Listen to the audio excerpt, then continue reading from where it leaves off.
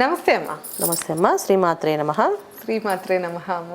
మన నక్షత్ర సిరీస్కి అయితే బాగా కామెంట్స్ వస్తున్నాయి. చాలామంది అయితే మేము ఇట్లాగే ఉంటాము, లేకపోతే మా పిల్లలు ఇలాగే ఉంటారు అని చెప్తూ వస్తున్నారు. సో అందులో భాగంగా ఇప్పుడు నేను వచ్చేసి మక్క నక్షత్రం గురించి అడగబోతున్నా అమ్మ. ఈ మక్క నక్షత్రం వారి గుణగణాలు ఎలా ఉంటాయంటారు? లేడీస్కి జెంట్స్కి సపరేట్గా చెప్పండి అమ్మ. ఎందుకంటే కొంతమంది లేడీస్ మాకు చెప్పట్లేదు, కామన్ క్యారెక్టర్స్ చెప్తున్నారు కానీ అని కామెంట్ చేస్తున్నారు. సో అందుకని లేడీస్కి కూడా మీరు సపరేట్గా చెప్పండి. అట్లనే ముఖ్యంగా వీళ్ళకి 2026 అనేది ఎలా ఉండబోతుంది, వీళ్ళకి ఏ ప్రొఫెషన్ కలిసి వస్తుంది ఒకసారి తెలియజేస్తారా? తప్పకుండా అమ్మా. మకా నక్షత్రం అనేది చాలా అదృష్టమైన నక్షత్రం. ఈ నక్షత్రం పుట్టడం అనేది మనం పుట్టడం కాదు, పితృదేవతలకు అనుగ్రహంతో పుడతారు ఆ ఇంట్లో. ఒక ఇంట్లో మకా నక్షత్రంతో ఉన్నారు అంటే ఆ పితృదేవతలకు అనుగ్రహం వల్ల వీళ్ళు ఆ జన్మ తీసుకుని అర్థం. అంటే మన ఇంట్లో కోరుకున్న వాళ్ళు, మన ఇంటికి ఒక వారసుడు ఉండాలి, వారసురాలు ఉండాలి అనుకుంటేనే వీళ్ళు పుడతారు. అంటే వాళ్ళు చేయవలసిన కొన్ని కార్యక్రమాలు ఏవైతే క్రతువులు ఉన్నాయో ఆ కార్యక్రమాల క్రతువులు వీళ్ళకి అనుకూలంగా జరిగేటట్టుగా చేసేటట్టుగా వీళ్ళని ఆ నక్షత్రం పుట్టిస్తారు అన్నమాట. సో అందుకని పేరెంట్స్ యొక్క అనుగ్రహం, అంటే పేరెంట్స్ వాళ్ళ ఫోర్ ఫాదర్స్ అంటారు మన పితృదేవులు, పూర్వీకుల యొక్క అనుగ్రహం వల్ల వీళ్ళు పుడతారు అన్నమాట ఈ నక్షత్రంలో. సో ఈ నక్షత్రాధిపతి మనం చూసుకుంటే నక్షత్రానికి ప్లస్ రాశికి చూసుకుంటే మకా నక్షత్రం వచ్చి సింహరాశిలో ఉంటుంది. తర్వాత 4 పాదాలు. ఈ నక్షత్రానికి అధిపతి కేతు. చాలా హై నాలెడ్జ్ ఉన్న పర్సన్స్. గుణగణాలు తీసుకుంటే బాగా చదువుతారు.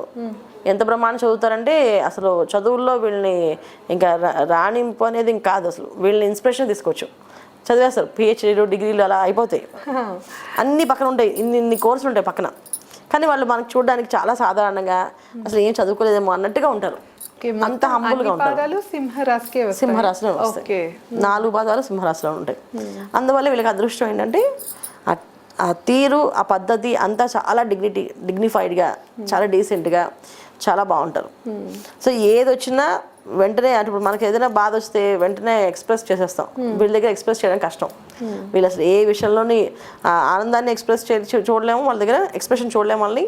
అలాగే బాధని ఎక్స్ప్రెషన్ చూడలేము వాళ్ళ దగ్గర. ఓవర్ ఎక్స్ప్రెసివ్ లేదు, నార్మల్గా ఉంటారు వీళ్ళు. ఏది బయటపడరు. ఆనందాన్ని చూడలేము వాళ్ళ దగ్గర, ఆ తర్వాత బాధని చూడలేము. వీళ్ళకైనా బాధ ఉందా అంటే తెలియదు మనకి, వీళ్ళకైనా ఆనందం బాగా ఉందా అంటే తెలియదు. అంతా సైలెంట్గా వాళ్ళ పని వాళ్ళు చేసుకుని వెళ్తారు. తన పని ఏదో తను తప్ప పక్క వాళ్ళ పనులు, వీళ్ళ పనులు దృష్టి పెట్టుకోరు. వాళ్ళకి ఏదైనా కావాలి అని అంటే చక్కగా ఇంట్లో వాళ్ళని అడిగి ఇది నేను చేసుకుంటున్నా, ఇలా తెలుసుకుందాం అనుకుంటున్నా అని చెప్తారు తప్ప మన పక్క వాళ్ళు ఈ పక్క వాళ్ళు చెప్పిన మాటలు వినరు. చాలామంది ఏంటంటే చెప్పిన మాటలు వినేసి వాళ్ళు ఇది నేను ఇదే చేద్దాం అనుకుని వీళ్ళు ఏదే నిర్ణయం తీసుకుంటారో అదే నిర్ణయం కట్టుబడి ఉంటారు. వీళ్ళు చిన్నప్పటి నుంచి వీళ్ళు సొంత నిర్ణయాలు ఉంటాయి, వాళ్ళు సొంతంగా ఆలోచించుకోగలుగుతారు. తర్వాత తల్లిదండ్రులు చెప్పిన మాటకి విలువిస్తారు, తల్లిదండ్రులు ఏం చెప్తే చేస్తారు. వీళ్ళకి ఇన్ని మంచి గుణాలు ఉంటాయి ఈ మకా నక్షత్రం వాళ్ళకి. సో ఈ నక్షత్రంలో మనం నక్షత్రానికి తీసుకుంటే మంచి గుణాలే.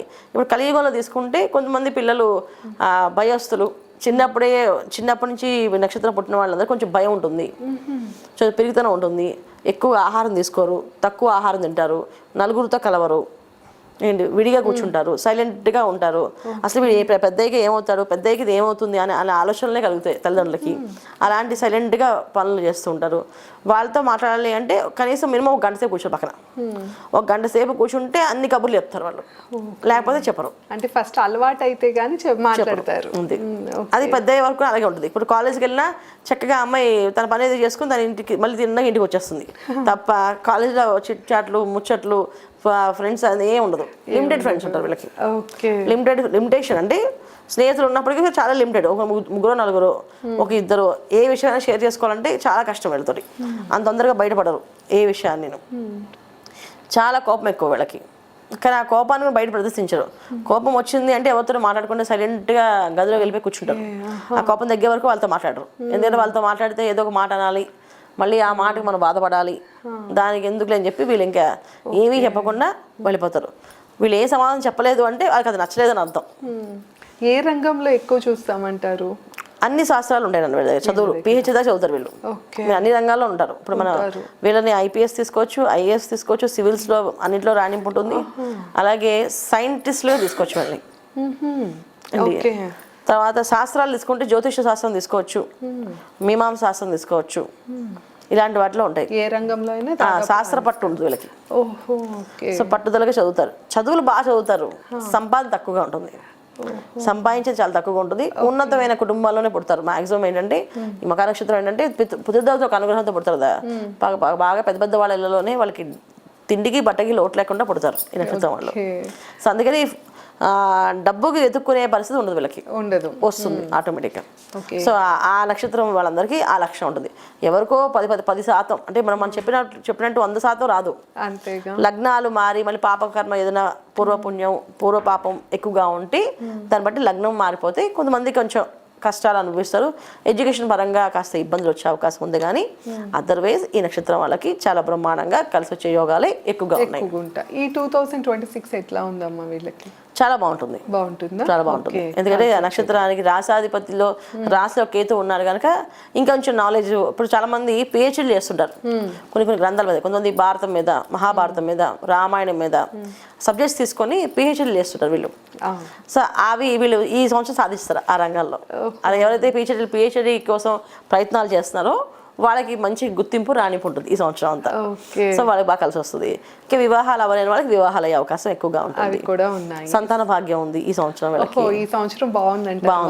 మకర నక్షత్రం వాళ్ళకి బాగుంది ఈ సంవత్సరం. ఏ దైవారాధన చేసుకోవాలమ్మా వీళ్ళు? ఎప్పుడు కానీ గణపతి ఆరాధన ఎక్కువ చేయడం, సూర్యోదయం పూర్వం నిద్ర లేచి సూర్య నమస్కారాలు ఎక్కువ చేయడం. ఎందుకంటే వీళ్ళకి జీవిత భాగస్వామి అసంతృప్తిగా ఉంటుంది జీవితంలో. పెళ్ళైన తర్వాత హస్బెండ్ డిఫరెంట్ ఉంటారు, అదే అమ్మాయికి అయితే అబ్బాయి డిఫరెంట్, అబ్బాయికి అయితే అమ్మాయి డిఫరెంట్గా ఉంటారు. సో వీళ్ళ లక్షణాలకి ఎటువంటి విషయాల్లో మ్యాచ్ అవ్వరు. చాలా రేరు అన్యోన్య దాంపత్య జీవితం అని చెప్పడానికి మకర నక్షత్రం వాళ్ళకి చాలా రేరు. ఆయుష్ పరంగా బాగానే ఉంటుందా? ఆయుష్ విషయంలో మనం అదే చెప్పాం కదా, వీళ్ళ నక్షత్రానికి వచ్చిన కార్యక్రమం ఏదైతే ఉందో ఆ క్రియ ఎవరికి ఉంటారు వాళ్ళు. అందుకే జాగ్రత్తగా చూసుకోవాలి ఆ నక్షత్రం వాళ్ళని. అది సో వీళ్ళు జాతకాలు పరిశీలన చేసుకొని ఎలా ఉంది ఏంటి అన్ని చూసుకోవాలి. సో జాతక లగ్నం వీళ్ళకి చాలా ఇంపార్టెంట్. మకర నక్షత్రం వాళ్ళకి జాతకం ఎలా ఉంది అనేది చాలా ఇంపార్టెంట్. ఇప్పుడు చాలా మంది ఏమంటారు, మా అబ్బాయి చాలా మంచివాడు, మా అమ్మాయి చాలా మంచిది, జాతకం చూపించాలనుకుంటారు. అలా లేదు, ఖచ్చితంగా జాతకం చూపించుకోవాలి మకర నక్షత్రం వాళ్ళు. చూపించుకొని వాళ్ళకి ఏమైనా గండాలు ఉన్నాయా, ఏమైనా కష్టాలు ఉన్నాయా, రాబోయే రోజులు ఏమైనా ఎలా ఉంటుంది, దశలు ఎలా ఉంటాయి వీళ్ళకి, ఏ దశ యోగించేస్తుంది, ఏ దశ యోగించదు అని తెలుసుకోగలిగితే మకర నక్షత్రం వాళ్ళకి జాతకానికి వాళ్ళకి కరెక్ట్గా క్లియర్గా మనం ఇవ్వగలుగుతాం. అది అంతేగా నక్షత్ర ప్రకారంగా మనం తీసుకుని వెళ్తే నక్షత్ర ప్రకారంగా కొన్ని విషయాలు చెప్పలేము.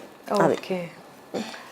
సో విన్నారు కదా, మకర నక్షత్రం గురించి అయితే ఈ వీడియోలో మనం చాలా విషయాలు తెలుసుకున్నాము. ఇంకా మీరు ఎలాంటి సమస్యతో ఇబ్బంది పడుతున్నా, లేకపోతే మీ పర్సనల్ చార్ట్ చెప్పించుకోవాలన్నా కింద మేడం నెంబర్ ఇస్తున్నాం, తప్పకుండా కాంటాక్ట్ అవ్వచ్చు. ధన్యవాదాలు. నమస్తే అమ్మా. శ్రీమాత్రే నమః.